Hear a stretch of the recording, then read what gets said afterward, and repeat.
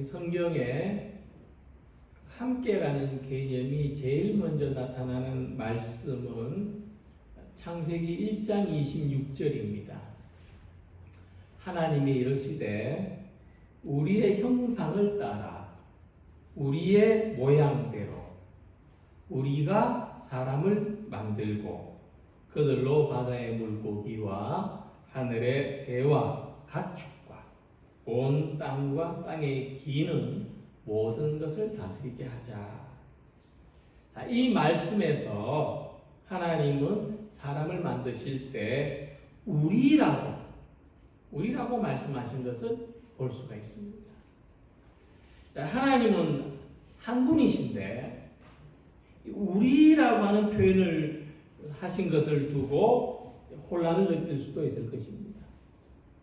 그러나 보편적으로 이 말씀은 우리 하나님께서 사람을 만드실 때 성부, 성자, 성령 하나님, 이 삼위의 하나님께서 함께 사역하신 것으로 그렇게 이해하고 있습니다. 그러니까 하나님은 사람을 만드실 때에 성삼위께서 함께 일하셨다는 것입니다. 그러니까 이 말씀만으로도 하나님께서 사람을 만드실 때 얼마나 큰 능력과 정성으로 만드셨는지를 알 수가 있습니다. 우리는 성삼위 하나님의 온전하심에 따라서 창조된 사람들이라 하는 것입니다. 뿐만 아니라 하나님은 사람을 만드실 때 남자와 여자로 만드셨습니다. 우리는 자기가 남자인지 여자인지 압니다. 근데 생명의 세계를 보면 암수가 한 몸인 생명들도 있습니다. 물어볼 수 없어 안타까운데 달팽이, 멍게, 거머리 이런 생명체들은 암수가 한 몸에 있습니다. 또 식물 중에도 옥수수나 소나무, 수박과 같은 이 식물은 암꽃과 숫꽃이 한 몸에서 피어나는 것을 볼 수가 있습니다. 그런데 하나님은 사람을 만드실 때 반은 남자, 반은 여자로 이렇게 안 만드시고 따로 만드셨어요. 남자와 여자를 따로 만드셨어요. 그래서 이 따로 분리된 암수, 그래서 진화론에서도 이런 이 사람은 이 진화의 정점에 있는 생명체라고 말하고 있습니다. 이 과학적인 통찰에 의해서도 하나님은 사람을 가장 높은 차원의 생명체로 만들었다는 것입니다. 그것을 과학적으로도 발견할 수 있다는 겁니다. 그래서 남자와 여자가 서로 동등함에도 또 구별과 차이가 존재하는 것은 하나님이 사람을 만드실 때에 따로 만드셨다. 남자와 여자를 따로 만드셨다는 데서 그것을 알 수가 있습니다. 더구나 하나님은 사람을 남자와 여자로 만드실 때, 따로 만드실 때 이렇게 말씀하십니다. 여호와 하나님이 이르시되 사람이 혼자 사는 것이 좋지 아니하니 내가 그를 위하여 돕는 배필을 지으리라. 자, 하나님은 남자와 여자를 배필의 관계로 만드셨다는 겁니다. 그냥 상대적인 개념으로 남자가 있으니까 여자가 있어라. 남자가 혼자 다 못하도록 여자가 있어라. 이렇게 만드신 것이 아니라 배필로 만드셨다. 그래서 배필은 뭐냐 하면 우리가 부부로 결혼의 연을 맺을 때 상대방을 배필이라고 합니다만은 근데 그런 의미라기보다는 그 전에 서로 돕는 사이, 그것을 배필이라는 표현입니다. 히브리어 원어를 보면은 서로를 구원해주는 관계, 서로 돕는 사이, 그렇게 표현되어 있습니다. 그래서 정리해서 말씀드리면 하나님은 우리 사람들이 서로 돕는 관계로 살아가도록 남자와 여자로 만드셨고, 남자와 여자가 결혼을 해서 가정을 이루는 것은 서로 돕는 관계로 살아가도록 하신 것이고, 또 사람이 공동체를 이루어서 함께 모여서 살아가는 것은 서로 돕기 위해서라고 하는 것입니다. 그래서 모든 사람이 서로 돕는 관계로 살아가는 것은 하나님께서 사람을 창조하신 최고의 목적입니다. 하나님이 사람을 창조하신 최고의 목적은 서로 돕는 관계로 살아가게 하시는 겁니다.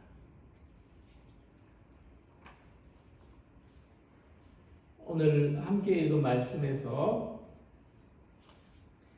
보라, 형제가 연합하여 동거함이 어찌 그리 선하고 아름다운고 하고 말씀했습니다. 이것은 반드시 혈육의 관계로 맺어진 형제를 의미한다고 생각할 필요가 없습니다. 우리가 서로 함께 살아가는 공동체라고 받아들인다면, 우리가 서로 주님의 형제 자매로 여긴다면, 믿음 안에서 이루어지는 이 연합, 이 서로 도움이 하나님께서 보시기에 심히 선하고 아름다운 모습이라는 말씀입니다. 우리가 많은 관계를 맺죠. 인간관계가 층층이 다양하게 있습니다. 근데 어떤 관계가 가장 좋은 관계인가요? 만나서 늘 경쟁하고 갈등하고 논쟁하는 관계가 좋은 관계인가요? 우리 어떤 관계에서 편안함을 느낍니까? 서로 돕는 관계에서, 서로에게 도움이 되는 관계에서 우리는 편안함을 느끼고 거기에서 성장도 경험하고 어떤 기쁨과 희망을 가지게 되는 것입니다.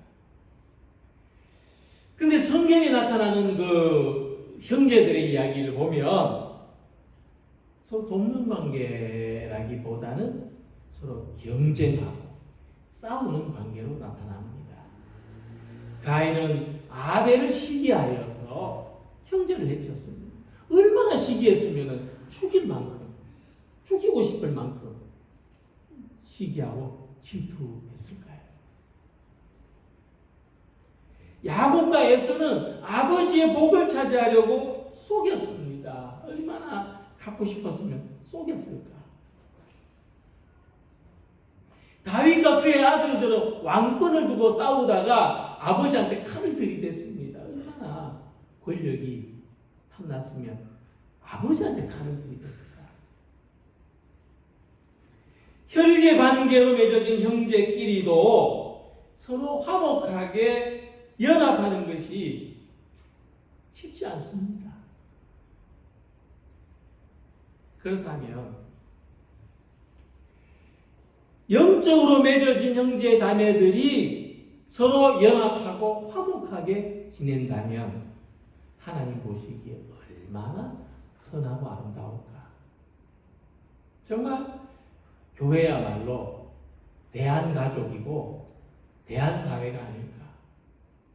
어느 누구든지 이 가족에 대한 결핍을 가지고 성장한 사람이라면 그런 사람이 교회에 와서 교회 사람들을 만난다면 얼마나 위로받고 치유될까?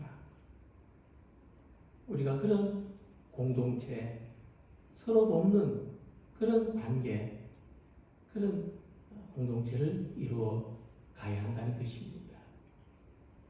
특히 오늘 함께 읽은 이 시편의 말씀은 성전에 올라가는 노래로 제목이 지어져 있습니다. 우리 이 말씀에서 하나님을 예배하기 위해서 성전으로 함께 동행하는 사람들을 떠올릴 수가 있습니다. 그들이 성전으로 성전 문을 향해서 올라가면서 같이 노래를 부른다는 거죠. 저는 언제가 제일 즐거우냐 하면 이렇게 주일날 예배를 드리기 위해서 교회 마당과 현관으로 들어오는 성도님들의 모습을 보는 때가 제가 제일 즐거운 때입니다. 그리고 예배 시간이 되어서 자기 자리에 찾아서 앉아있는 성도님들의 모습을 보면 또 마음이 든든하고 충만, 제 속이 채워진 것 같은 그런 느낌을 가집니다. 그런데 그 자리가 비어 있으면 허전합니다. 혹시 어떤 일이 있어서 못 오셨는가, 연락을 받지 못했을 때는 염려가 되고 생각에 잠깁니다. 앉아있는 분들보다 오늘 모든 분이 훨씬 적지만 없는 사람한테 마음이 자꾸 갑니다. 또 예배를 드리는 중에라도 늦게라도 오는 모습이 보이면 안심이 되고 반갑습니다. 늦게라도 들어오면 그렇게 좋습니다. 근데 아마 그렇게 좋게 해주려고 항상 늦게 오시는 분이 있는 것 같긴 한데, 어쩌다가 한 번씩 좋습니다. 그러니까 주님을 예배하는 사람으로 빈자리가 없이 가득 채워진 것을 상상만 해도 즐겁습니다. 흩어져 사는 하나님의 자녀들이 하나님을 예배하기 위해서 같이 모여가지고 반갑게 서로 손을 잡고 또 지금 같은 시대에 한 주 동안 평안을 서로 묻고 축복하고 이런 좋은 일들이 우리 안에서 일어난다면 생각만 해도 얼마나 아름답고 귀한 모습입니까? 우리 얼마든지 이렇게 살아갈 수가 있는데 우리는 꼭 다른 쪽을 선택하기가 쉽습니다. 좋은 쪽을 선택하면 좋은데. 그래서 우리는 먼저 함께 예배를 드리는 관계로 만났습니다. 우리가 매주일마다 교회를 찾아와서 예배를 드리는 것은 내 자유입니다. 내 의지입니다. 그래서 우리가 매주일마다 나의 자유와 의지에 따라서 예배를 드리러 오지만 내가 없으면 내 자리는 비어있게 될 것이고 또 함께 드리는 예배가 온전해질 수는 없을 것입니다. 나는 그곳에 속해 있지 않을 것이기 때문에. 그래서 교회와 성도를 가리켜서 그리스도의 신부라고 말합니다. 이것은 주님과의 친밀성을 강조하면서 또 동시에 주님과 항상 동행해야 되는 존재라고 강조한 것입니다. 주님과 친밀하게 사귀고 소통하고 교제하는 존재가 성도입니다. 그래서 성도들은 서로 연합해야 됩니다. 제일 먼저 예배를 드리는 일에 서로 연합하고 내 자리를 내가 지키고 내가 채운다는 의미도 있지만 그래서 나 자신을 위한 나 자신의 어떤 성취감과 만족이라면 내가 함께함으로써 우리가 드린 예배가 더 온전해진다. 온전한 예배를 드리기 위하여 함께 협력하는 관계로서 영적인 동행을 하는 데서 이것이 대단히 중요한 일입니다. 그래서 신앙생활은 우리가 각자 자기가 원하는 대로 하고 있지만 그러나 신앙생활은 주님과 함께 하는 것이고 신앙생활은 성도들과 함께 동행하는 훈련입니다. 횡단보도에 녹색 신호등이 켜지면 수많은 사람들이 함께 길을 건너가죠. 같은 방향으로 버스를 타거나 또 뭐 전철을 타면은 수많은 사람들이 한 방향으로 줄을 지어서 탑니다. 근데 그것은 그저 같은 길을 가는 것이지 동행하는 게 아닙니다.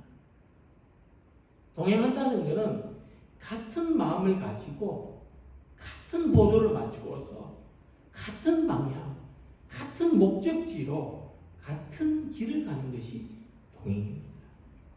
그러니까 우리는 하나님의 사랑 안에서 형제 자매가 되고 우리는 하나님을 예배하는 일에 서로 돕는 관계로 영적인 가족으로 부름을 받았습니다.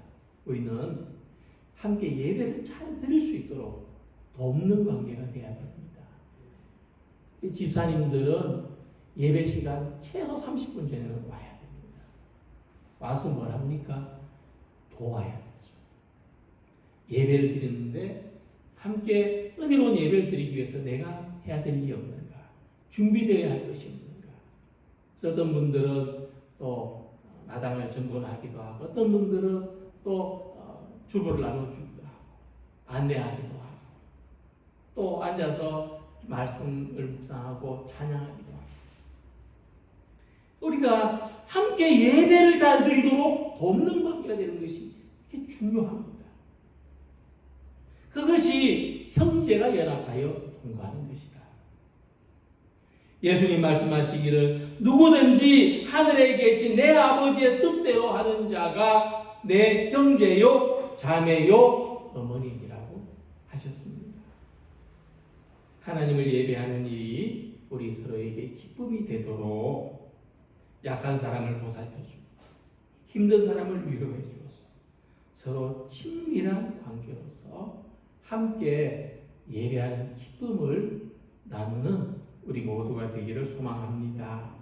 초대교회와 같이 하나님을 예배하는 사람이 날마다 누군가의 손에 인도되어서 더해가는 기쁨을 누리는 교회가 되기를 원합니다. 함께 기도하고 함께 말씀을 묵상하고 함께 예배하는 일에 기쁨으로 헌신하고 협력하는 주님의 형제 자매들이 되시기를 소망합니다. 형제가 연합하여 동거한다는 것은 또 우리가 함께 은혜를 누리는 관계라는 것을 의미합니다. 근데 사도 바울은 보면 그 예수님 제자들 가운데 아주 독특한 위치를 가진 사람이었습니다. 12제자 그룹에서 보면 사도 바울은 좀 이방인 같은 사람입니다. 그는 초기에 또 그 예수님 믿는 사람들을 박해했기 때문에 회심한 후에도 이 바울은 늘 의심받았습니다. 저 사람은 전에 이랬던 사람이지 하는 그 시선으로 늘 바라봤기 때문이지요.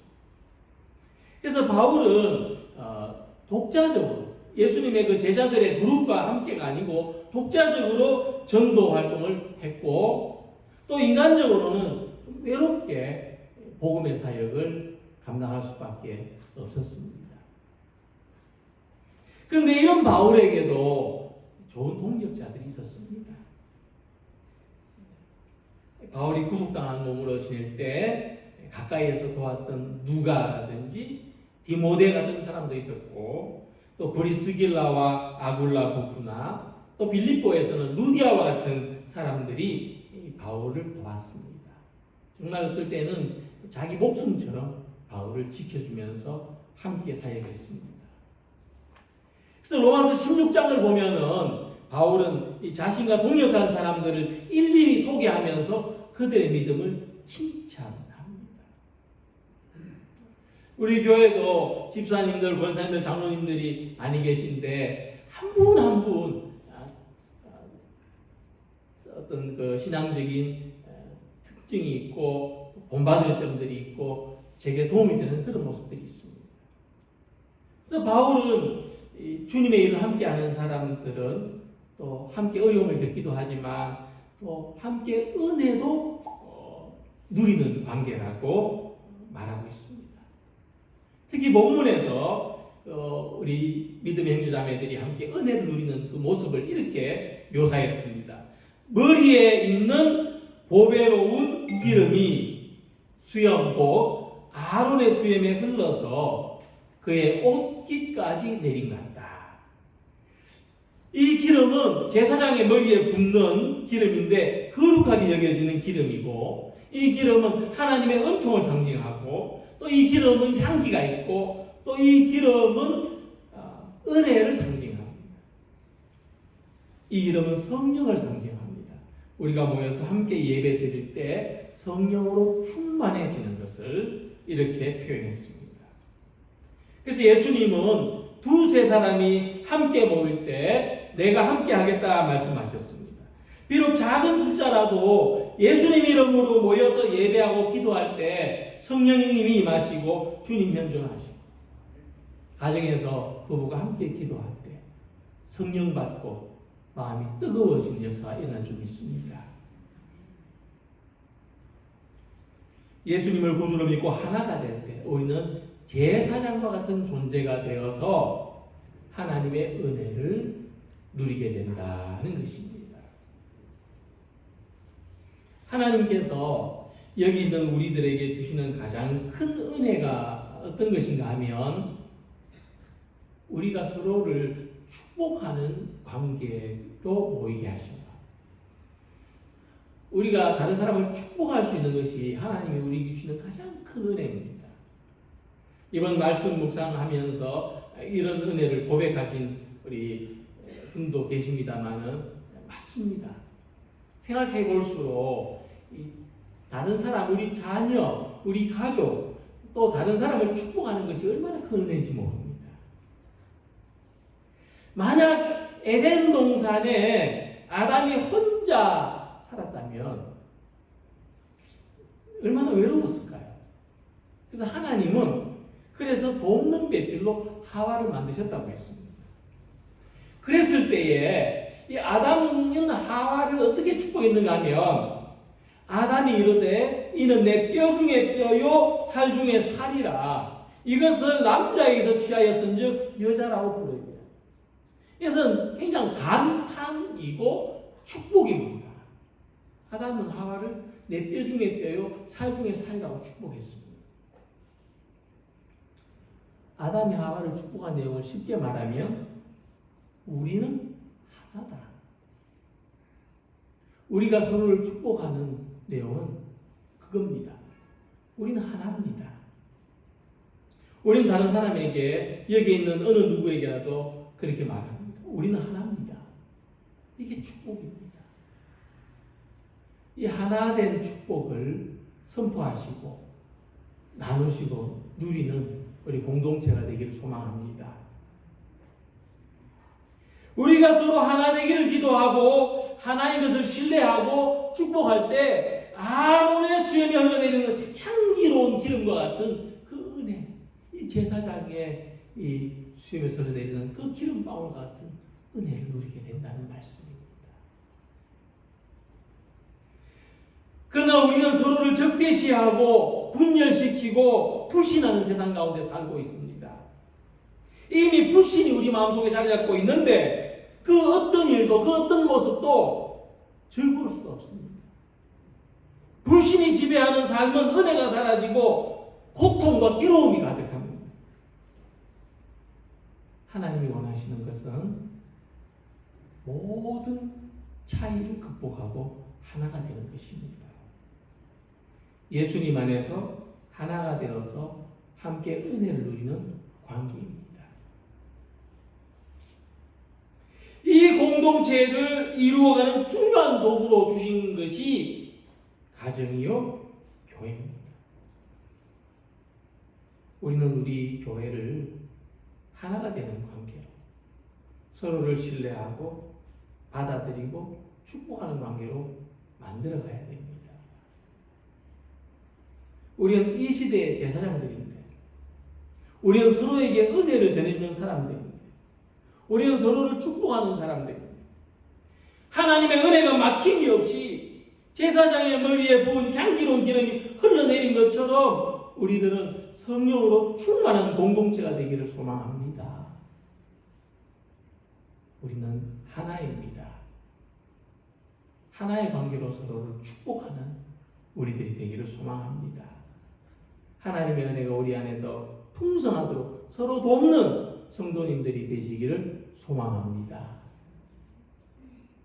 그리고 우리는 함께 영생을 누리는, 영생의 복을 받는 관계입니다.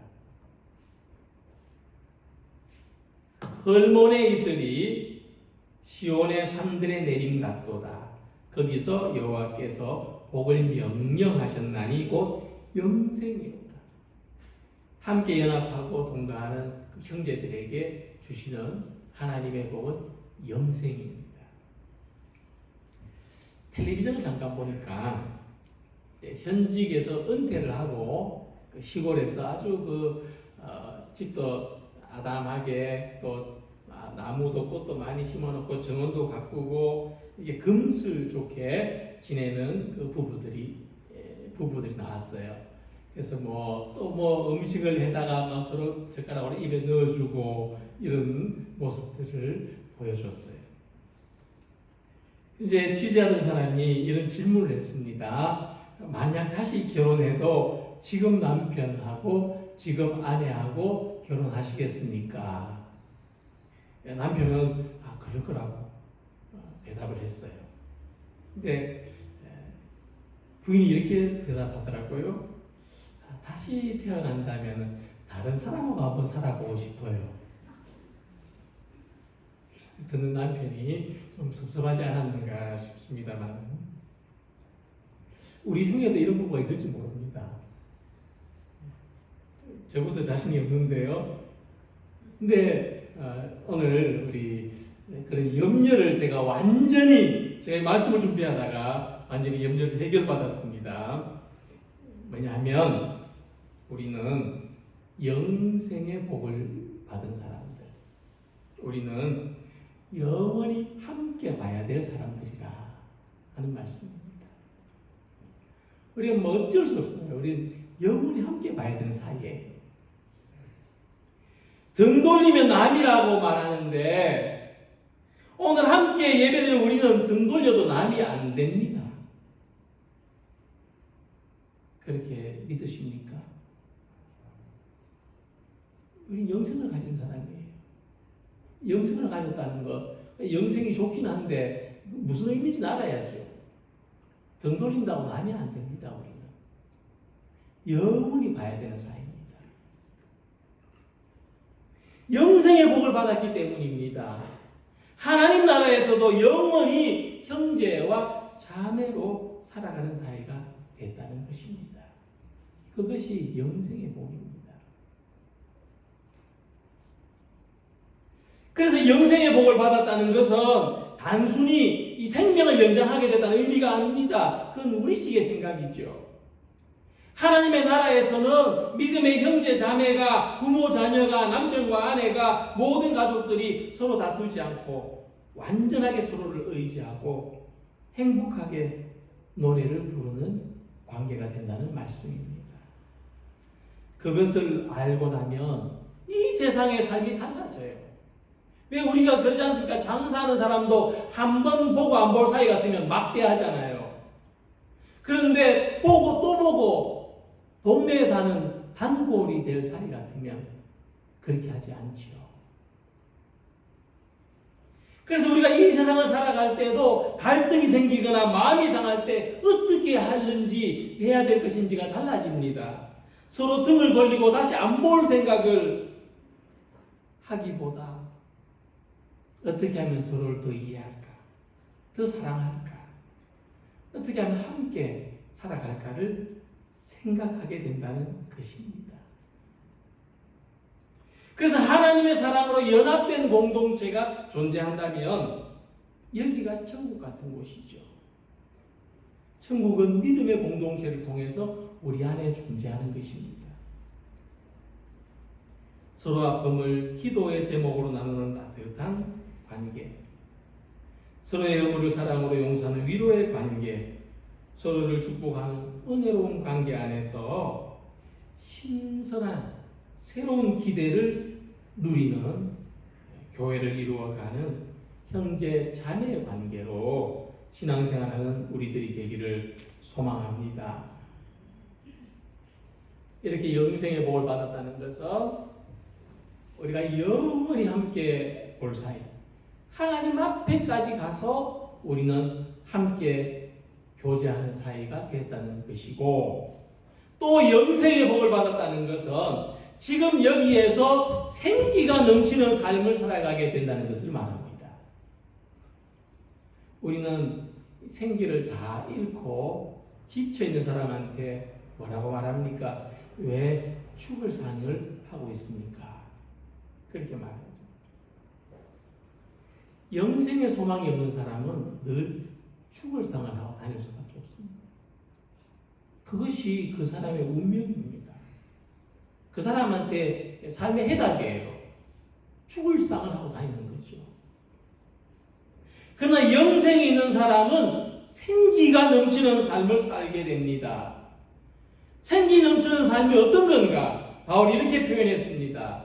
우리는 속이는 자 같으나 참되고 무명한 자 같으나 유명한 자요, 죽은 자 같으나 보라 우리가 살아있고 징계를 받는 자 같으나 죽임을 당하지 아니하고 근심하는 자 같으나 항상 기뻐하고 가난한 자 같으나 많은 사람을 부유하게 하고 아무것도 없는 자 같으나 모든 것을 가진 자로다.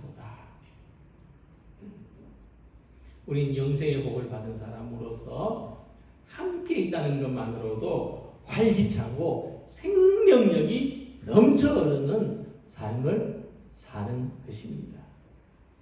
그래서 우리는 만날 때마다 힘이 되고 용기를 주는 관계가 되어야 합니다. 얼굴 보면 피하고 싶고 말 섞기 싫고 같이 있을 때 불편해가지고는 좋은 공동체가 될 수 없습니다. 이 공동체마다 흐르는 영이 있다고 분위기가 있다고 말하죠. 근데 그 만나는 관계 속에서 이런 분위기가 흐르는데 그것을 못 느끼겠습니까? 함께 있으면서 의욕을 꺾고 열정을 식게 하고 기분을 상하게 하고 힘을 떨어뜨린다면 생기 넘치는 공동체가 될 수 있겠습니까? 그러니까 우리는 서로에게 이슬 같은 사람이 되어야 합니다. 작은 이슬 한 방울 한 방울 모여서 시내를 이루고 강으로 흘러가는 것처럼 우리 각 사람은 영향력이 적고 미미한 존재라고 할 수 있죠. 나 혼자서 전체 분위기를 다 좌우할 수 없습니다. 그러나 우리가 같은 마음을 가진 사람들이 모여서 하나가 될 때 물줄기가 바위를 뚫고 강으로 흘러가는 것입니다. 우리는 서로 돕는 관계, 서로 돕는 형제 자매, 서로 돕는 교회, 서로 돕는 공동체를 만들어가기를 소망합니다. 첫 번째, 모두 모여서 함께 예배드리는데 힘쓰는 우리가 되기를 소망합니다. 함께 은혜를 받도록, 은혜에 막힘을 두지 않도록 서로 돕기를 원합니다. 우리의 영원히 하나님 나라에까지 형제 자매로서 하나님 앞에 섰을 때에 영광스럽게 기쁨으로 성도의 삶을 살아가는 우리 모두가 되시기를 주님 이름으로 기원합니다. 기도드리겠습니다.